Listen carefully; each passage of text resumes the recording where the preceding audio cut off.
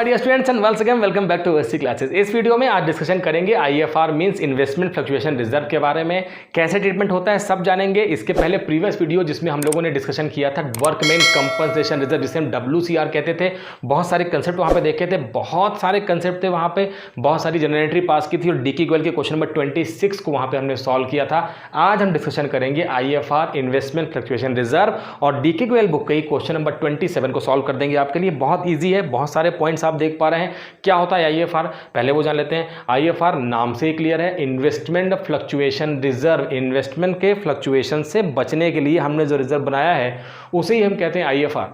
Previous video में मैंने आपसे बहुत क्लियरली डिस्कशन किया था कि हम WCR, क्योंकि प्रीवियस वीडियो में WCR डिस्कशन हम लोगों ने किया था, WCR बनाया था हमने पार्टनर्स के प्रॉफिट को थोड़ा कम करके, क्योंकि पार्टनर्स के प्रॉफिट को हमने कम किया, एक स्पेसिफिक रिजर्व बनाया था WCR। ठीक वैसे ही हमने यहाँ पर आईएफआर बनाया है पार्टनर्स के प्रॉफिट को थोड़ा सा कम करके। हमने रिजर्व बनाया है इसलिए कि अगर मार्केट में अचानक से इन्वेस्टमेंट की वैल्यू हो जाती है डिक्रीज, और डिक्रीज होने के केस में हमारी फाइनेंशियल पोजीशन हो सकती है वहां पे गड़बड़, रिजल्ट नेगेटिव हो सकते हैं, हमारे बिजनेस की पिक्चर एडवर्स हो सकती है। ऐसे सारे कॉन्सिक्वेंसेस से बचने के लिए IFR means investment fluctuation reserve मैंने बना लिया अपने बिजनेस में। बहुत सारे शॉक सरप्राइजेस से मैं बच सकता हूं क्योंकि मैंने बनाया है इसे आउट ऑफ प्रॉफिट। ये पार्टनर्स के प्रॉफिट में ही से ही बना है, स्पेसिफिक है, नाम से बना है, इसलिए हम इसे नॉन फ्री या स्पेसिफिक रिजर्व कहते हैं। और इस रिजर्व का यूज हम सिर्फ इसी फील्ड में करेंगे, इसलिए इसका नाम है स्पेसिफिक रिजर्व। पहले जानते हैं इन्वेस्टमेंट फ्लक्चुएशन रिजर्व में इन्वेस्टमेंट का मतलब, फिर जानेंगे फ्लक्चुएशन का मतलब और रिजर्व का मतलब। आपको पता है इन्वेस्टमेंट, जब हम अपने बिजनेस के पैसे को, बिजनेस के फाइनेंस को बिजनेस में ना इन्वेस्ट करके किसी आउटसाइड, हम बिजनेस के आउटसाइड बिजनेस किसी कंपनी में या किसी शेयर मार्केट में या किसी रियल स्टेट में हम वहाँ पे गोल्ड परचेस कर लेते हैं, हम कोई इंफ्रास्ट्रक्चर परचेस कर लेते हैं, हम वहाँ पर शेयर परचेस कर लेते हैं और ये उम्मीद करते हैं कि वहाँ से हमें ज़्यादा रिटर्न मिलेगा, तो इसे हम सिंपल कहते हैं कि हमने इन्वेस्टमेंट किया है बिजनेस के पैसे को। अब इन्वेस्टमेंट करने के बाद हो सकता है कि इन्वेस्टमेंट करने के बाद में हमारे पास, हमने जिस डेट को इन्वेस्टमेंट किया था उसके बाद इन्वेस्टमेंट की वैल्यू बढ़ भी सकती है, उसमें कोई चेंज नहीं हो सकता, या इन्वेस्टमेंट की वैल्यू डिक्रीज हो सकती है। आइए जानते हैं। अगर हम देखते हैं बैलेंस शीट, हमारे बैलेंस शीट में जैसे ही हमने इन्वेस्टमेंट को परचेस किया था तो हमने उसे अपनी बैलेंस शीट की एसेट साइड में लिख लिया था, क्योंकि वो हमारी एसेट्स हैं, तो हमने अपने बैलेंस शीट की एसेट्स में लिख लिया था इन्वेस्टमेंट। एज्यूम कर लेते हैं हमने 1 लाख रुपीज़ का इन्वेस्टमेंट वहाँ पर परचेस किया था, इससे हमने अपनी बैलेंस शीट का पार्ट बना लिया है। इन्वेस्टमेंट में फ्लक्चुएशन होगा 2 वजहों से, पहले वो 2 वजह देख लेते हैं, और वो 2 वजह हो सकती है। हमें पहली वजह होती है जिसे हम कहते हैं मार्केट वैल्यू, और दूसरी एक होती है जिसे हम कहते हैं बुक वैल्यू। अब बुक वैल्यू और मार्केट वैल्यू में जब दोनों के प्राइस में होगा डिफरेंस, तभी तो हम बताएंगे कि हमारे बिजनेस में हो रहे हैं वेरिएशन, फ्लक्चुएशन हो रहा है। एक ग्राफ जल्दी समझ में आएगा। और ये है मार्केट में हमारे पास बुक वैल्यू, बुक वैल्यू जिसमें चेंज हो पाना पॉसिबल नहीं है। मैंने वो वैल्यू जो अपने बुक्स ऑफ अकाउंट में एक पर्टिकुलर इन्वेस्टमेंट को परचेस करने के बाद उसकी एंट्री बुक कर ली थी, वो ही मेरी बुक वैल्यू है। यहाँ पर अगर आप देखेंगे तो ये जो अमाउंट है इसी मैं कहता हूँ बुक वैल्यू। ये है मेरी बुक वैल्यू, बुक वैल्यू जिसे शॉर्टकट में मैं BV कहूँगा और यहाँ पर मार्केट वैल्यू को MV कहूँगा। अब ऐसे केस में अगर आप देखेंगे तो बुक वैल्यू जो है वो कांस्टेंट है, इसमें कोई चेंजेस नहीं होंगे, क्योंकि वो तो मैंने परचेस कर लिया 1 लाख रुपीज़ में। लेकिन हुआ क्या, इन्वेस्टमेंट की मार्केट वैल्यू अगर आप देखेंगे, यहाँ पर मैं इसे 3 पार्ट में डिवाइड कर देता हूँ। वो 1 लाख रुपीज़ थी, मतलब कि इसमें कोई चेंज नहीं हुआ है। वो 90,000 रुपीज़ हो गई मार्केट वैल्यू, और एक बार हो सकती है 1,10,000। तो यहाँ पर less than book value, more than book value और इक्वल टू बुक वैल्यू। तो इक्वल टू मान लेते हैं ये है हमारे बुक वैल्यू। अभी हुआ क्या, अब मार्केट में हो गया फ्लक्चुएशन, मेरे एसेट्स की वैल्यू कभी इंक्रीज होती है, कभी डिक्रीज होती है, कभी इंक्रीज होती है, कभी डिक्रीज होती है। इसी को हम कहते हैं फ्लक्चुएशन। ये जो साइन आप देख पा रहे हैं जो हमारे बुक वैल्यू के ओवर एंड अबव है, इसे ही हम कहते हैं फ्लक्चुएशन। और ये है हमारे पास मार्केट वैल्यू, जो कि कभी बुक वैल्यू के ऊपर तो कभी बुक वैल्यू के नीचे आ रही है, इसे ही हम कहते हैं मार्केट वैल्यू। और मार्केट वैल्यू में आप देखेंगे अप्स एंड डाउन हो रहे हैं, मतलब फ्लक्चुएशन हो रहा है। ऐसे ही फ्लक्चुएशन से बचने के लिए हमने बना लिया है रिजर्व, और उस रिजर्व का नाम है IFR। और एज्यूम करते हैं कि हमने बना दिया है 10,000 रुपीज़ का IFR 10,000 रुपीज़ का हमने बनाया है। मीन्स IFR बनेगा तब जब बिजनेस में होंगे इन्वेस्टमेंट। ये भी कंसेप्ट आपको समझना होगा। हमारे बहुत सारे, हमने ऐसे क्वेश्चन 11th में भी पढ़ लिए हैं जब हमने सिर्फ इन्वेस्टमेंट देखा था अपने बैलेंस शीट की एसेट साइड में। ये कंपलसरी नहीं है कि आपने इन्वेस्टमेंट परचेस किया है तो आपको रिजर्व बनाना ही बनाना है। लेकिन कई बार रिजर्व्स में जो वेरिएशन होते हैं वो फ्रीक्वेंटली होते हैं, और ऐसे फ्रीक्वेंट फ्लेक्सिबिलिटी से बचने के लिए वहाँ पर हम बनाते हैं आईएफआर। आईएफआर में एक बात आपको ध्यान रखना है कि आईएफआर बैलेंस शीट में तभी होगा जब साथ में इन्वेस्टमेंट दिया होगा। इसका मतलब ये है कि अगर सिर्फ इन्वेस्टमेंट दिया है तो कोई प्रॉब्लम नहीं है, लेकिन अगर आईएफआर दिया है तो ये पक्की बात है कि हमारे पास बिजनेस में इन्वेस्टमेंट है, और यहाँ पर इन्वेस्टमेंट है 1 लाख रुपये। तो ये कहानी आप समझ गए हैं, और अब इस कहानी को समझने के बाद में यही जो फ्लक्चुएशन हो रहा है जिसे हम फ्लक्चुएशन कहते हैं, और इस फ्लक्चुएशन से बचने के लिए हमने रिजर्व बनाया है। स्टार्ट करते हैं और कंसेप्ट देखेंगे। डीक्यूएल बुक के क्वेश्चन नंबर 27 को सॉल्व करेंगे, और साथ में जो पॉइंट आप देख पा रहे हैं मैं इनसे को रिलेट करके आपको दिखाता पड़ूंगा। एक बार जल्दी से पॉइंट को रिकॉल करा देता हूं। अगर आप पॉइंट देख रहे हैं, when there is no information, point number 1 है। अगर हमारे पास क्वेश्चन में कोई इन्फॉर्मेशन नहीं दी है तो हम कैसे क्वेश्चन करेंगे मैं आपको भी बताता हूं। When book value and market value of investment is same, अगर बुक वैल्यू और मार्केट वैल्यू इन्वेस्टमेंट सेम है तो क्या करेंगे। Fall in value is less than IFR, अगर हमारी वैल्यू में इतना डिक्रीज हो गया है, हमारी एसेट्स की वैल्यू में मार्केट वैल्यू इतनी कम हो गई है जो कि आईएफआर जो हमने बनाया था उससे भी कम हो गई है, तो हम क्या करेंगे। Fall in value of equal to IFR. ये पॉइंट हमारे पास डीक्यूएल के क्वेश्चन नंबर 27 में नहीं दिया है, मैं फिर भी आपको कराऊंगा। अगर हमारे पास इन्वेस्टमेंट की वैल्यू में डिक्रीज ठीक उतना ही हुआ है जितना कि हमने आईएफआर बनाया था, तो कैसे ट्रीटमेंट करेंगे। Fall in the value of more than IFR, जितना आईएफआर बनाया था उससे ज़्यादा का वैल्यू डिक्रीज हो गया तो क्या करेंगे। और लास्ट हमारे लिए खुशखबरी पहली बार इस क्वेश्चन में, when market value is more than book value of investment, जब हमारे इन्वेस्टमेंट की वैल्यू जितनी हमने में परचेस की थी और उससे ज़्यादा की हो जाती है, इसे हम कहते हैं मोर देन बुक वैल्यू, जिसे हम मार्केट वैल्यू कहते हैं।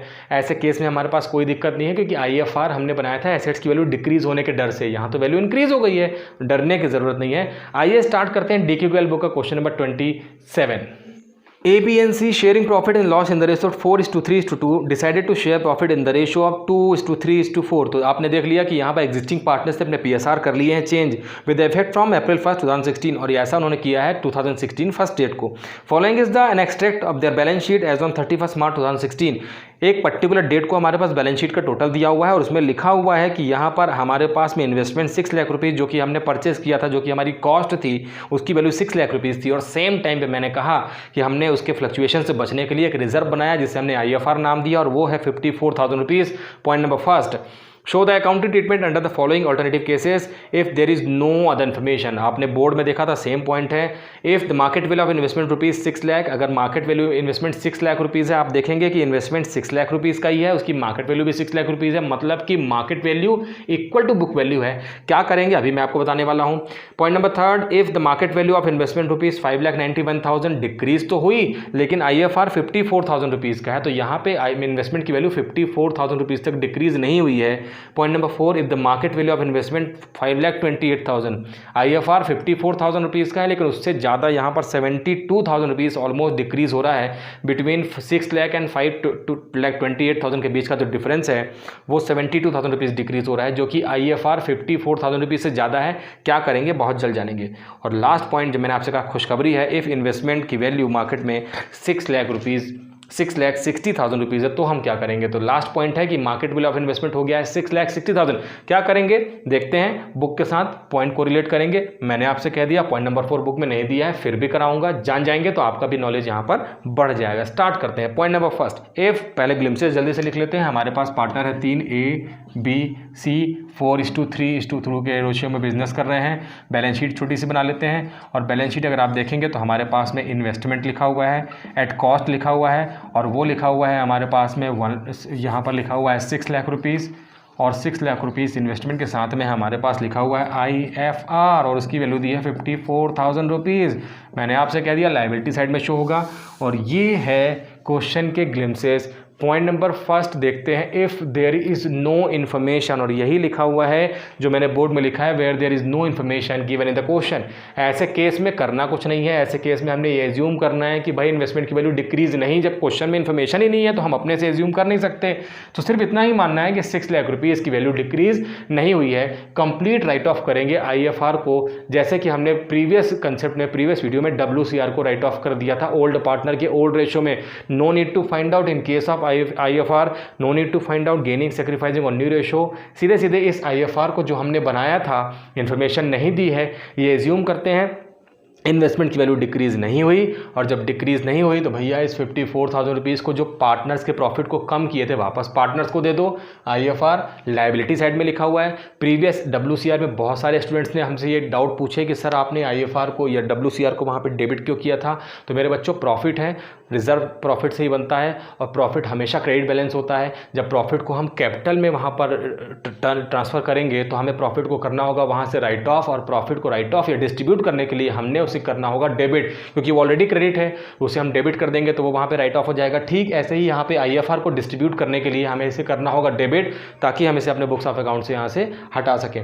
और हमें करना होगा पार्टनर्स कैपिटल अकाउंट को क्रेडिट, क्योंकि हम अल्टीमेटली IFR को पार्टनर्स के कैपिटल अकाउंट में दे रहे हैं। पार्टनर्स के कैपिटल अकाउंट जब क्रेडिट होंगे तो पार्टनर्स के कैपिटल अकाउंट क्रेडिट होने से पार्टनर्स के कैपिटल इंक्रीज हो जाएंगे, और वही हमें करना है। तो पॉइंट नंबर फर्स्ट अगर देखते हैं तो हमारे पास लिखा हुआ है IFR जो है 54,000 रुपीज़, कोई इन्फॉर्मेशन नहीं दी है, हम एंट्री पास कर देंगे IFR अकाउंट डेबिट टू, हमारे पास 3 पार्टनर हैं, 2 A's capital, 2 B's capital and 2 C's capital. हम ऐसा कर देंगे। और मैंने आपसे कहा कि आपको कुछ भी नहीं निकालना है, सब इन्फॉर्मेशन दी है, ओल्ड रेशो में इनको हमें डिस्ट्रीब्यूट कर देना है। और अगर हम 54,000 रुपीज़ IFR को पार्टनर्स के ओल्ड रेशो में डिस्ट्रीब्यूट करेंगे तो हमारे पास में यहाँ पर 24,000, 18,000 एंड 12,000 रुपीज़ आ जाएगा। That's it. अब आपको कुछ भी नहीं करना है, आपने कर दिया है IFR को यहाँ पर डिस्ट्रीब्यूट पार्टनर्स के ओल्ड रेशो में, और ये कंसेप्ट यहीं पर ख़त्म हो गया। कुछ भी नहीं है, इन्फॉर्मेशन नहीं दी है, सीधे सीधे IFR को ओल्ड पार्टनर के ओल्ड रेशो में आपको कर देना है डिस्ट्रीब्यूट।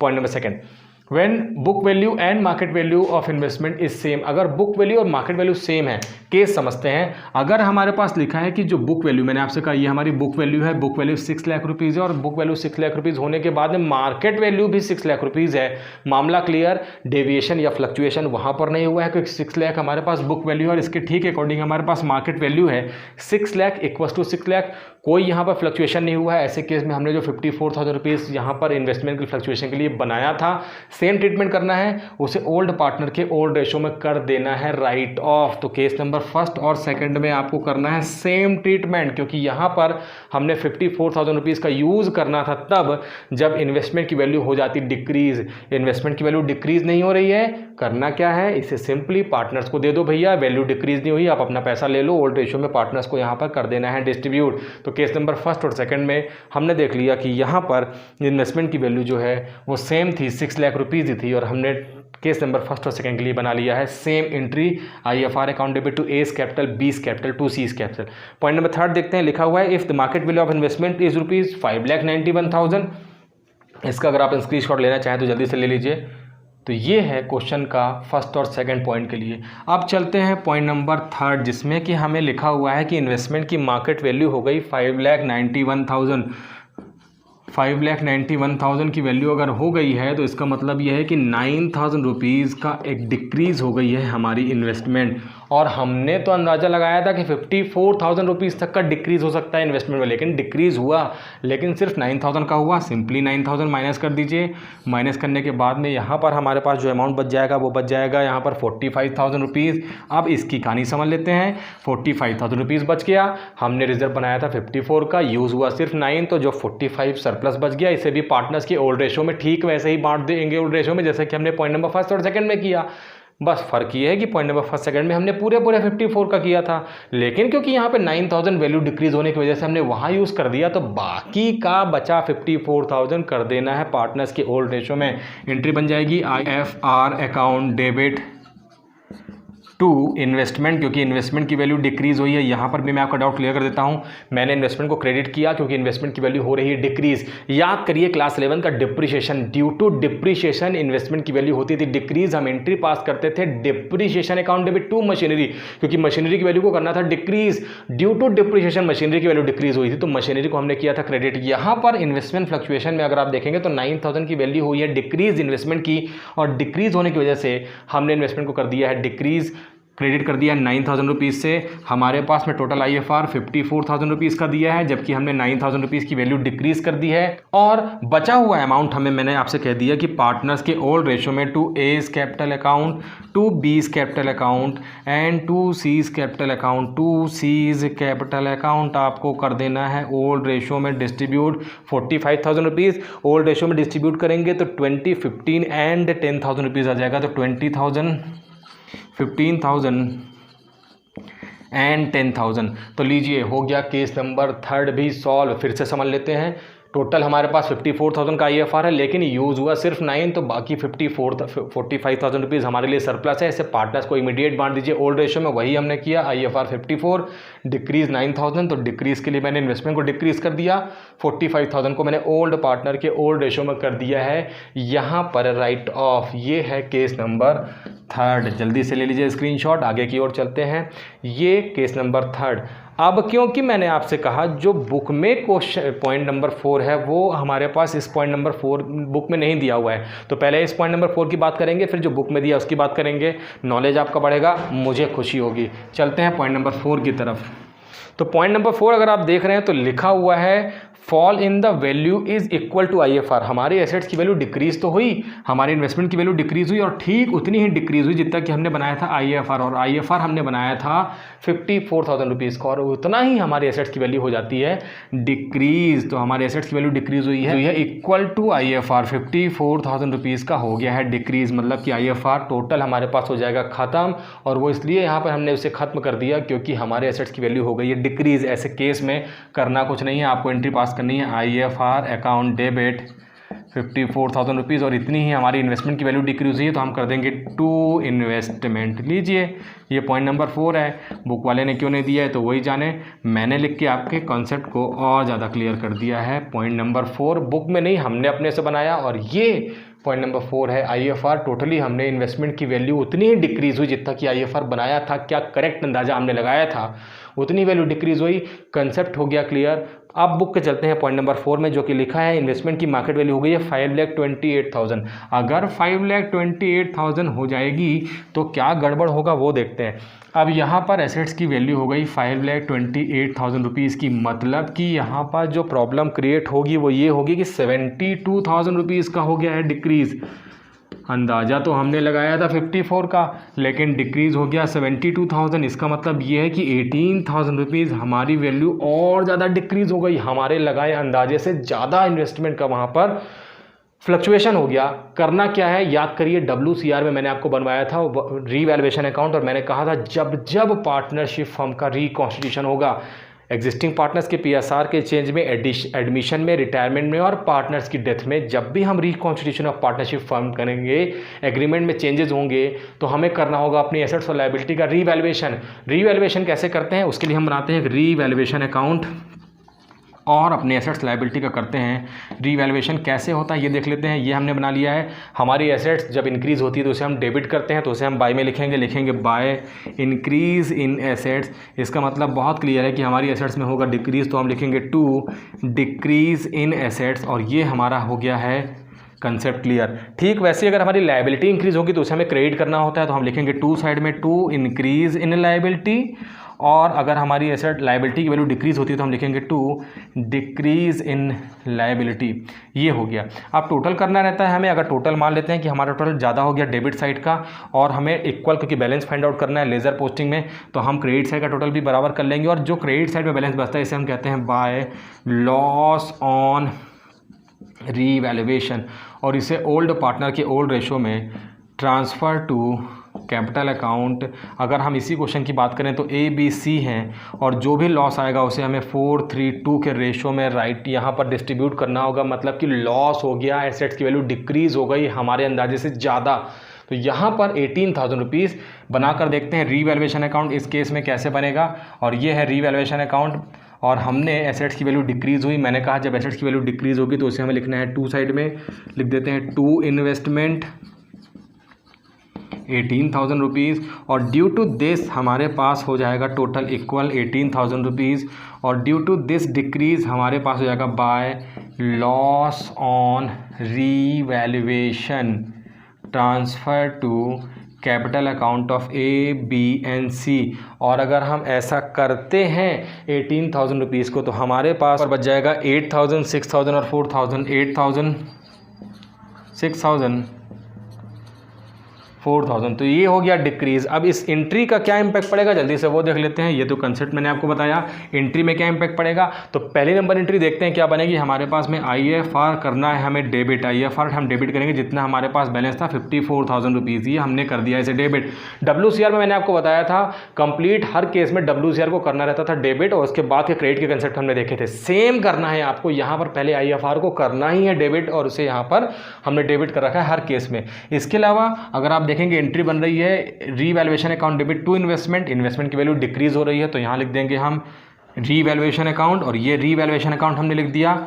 हमारी एसेट्स की वैल्यू हो रही है डिक्रीज, और वो डिक्रीज हो रही है 18,000 रुपीज़ से, और लिख देंगे टू इन्वेस्टमेंट।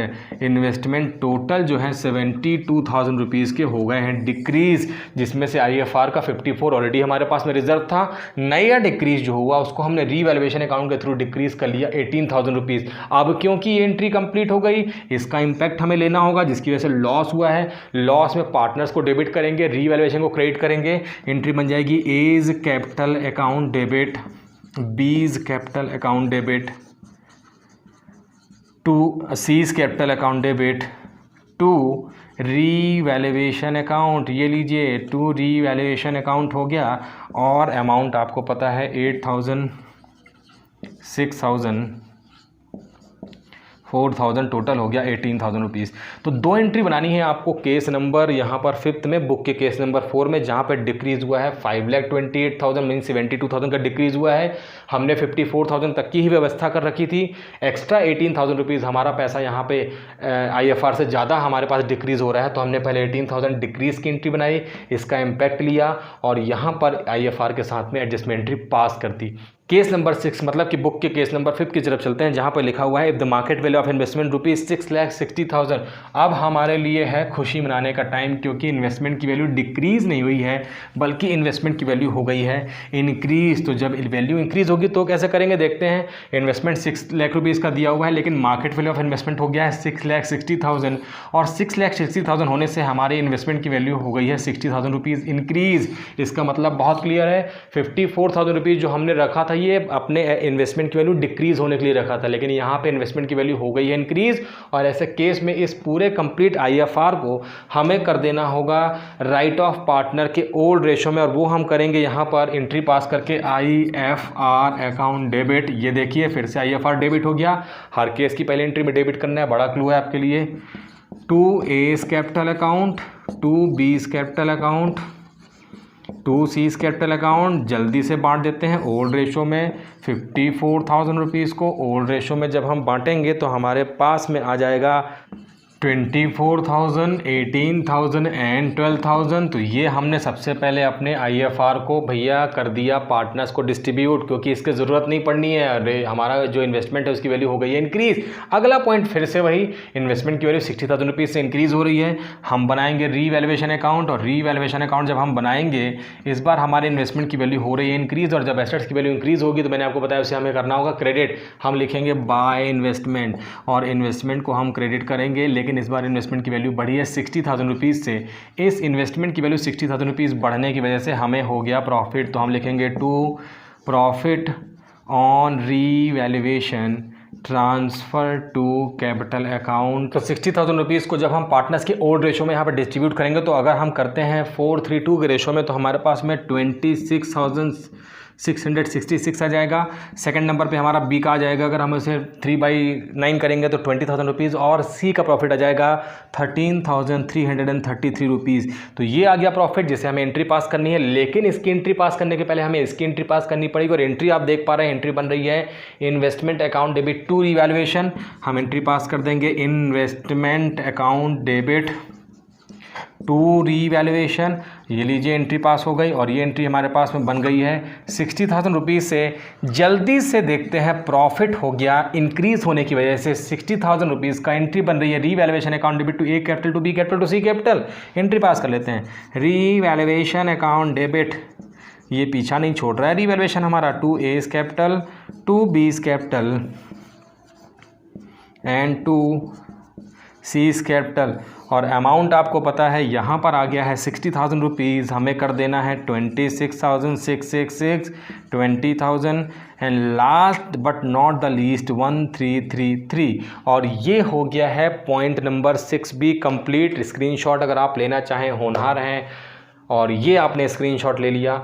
ये है क्वेश्चन नंबर 27 का कंप्लीट। यहाँ पर IFR क्या होता है हमने देख लिया है, कुछ समझ में नहीं आता है डिस्क्रिप्शंस में आप पूछ सकते हैं, हम हमेशा आपके लिए यहाँ पर आपके डाउट क्लियर करने के लिए तैयार बैठे हुए हैं।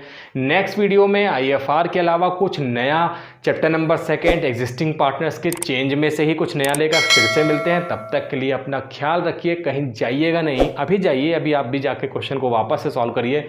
फिर मिलते हैं, तब तक के लिए take care and wish you all the very best.